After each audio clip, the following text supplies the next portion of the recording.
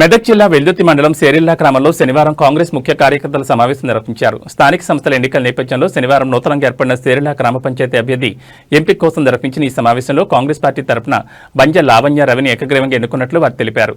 రేపు జరగబోయే ఎన్నికల్లో అత్యధిక మెజార్టీతో గెలిపించేందుకు కార్యకర్తలు కృషి చేస్తామని పేర్కొన్నారు. సేరిల్లా గ్రామాన్ని ఆదర్శవంతంగా తీర్చిదిద్దేందుకు కృషి చేస్తామని పేర్కొన్నారు. ఈ కార్యక్రమంలో సేరిల్లా గ్రామ విలేజ్ అధ్యక్షుడు బండా డాకుల్, వెల్దుర్తి యాదవ్, యూత్ కాంగ్రెస్ మండల అధ్యక్షుడు ఎరువుల మహేష్ యాదవ్, ఎరువుల సత్యనారాయణ, శ్రీనివాస్, కేకులు, నెల్లూరు రఘుపతి, చంద్రం, సత్తయ్య, నరసింహులు ఇతర కార్యకర్తలు పాల్గొన్నారు.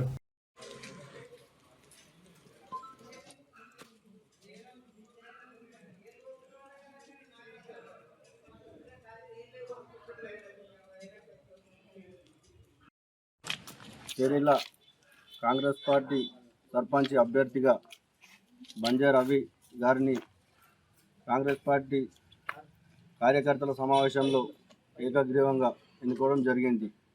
అతనికి వెన్నంటూ ఉండి మేమందరం ఆదర్శం ఉండి అతన్ని భారీ మెజార్టీతో గెలిపిస్తామని కోరుతున్నాం. జై కాంగ్రెస్.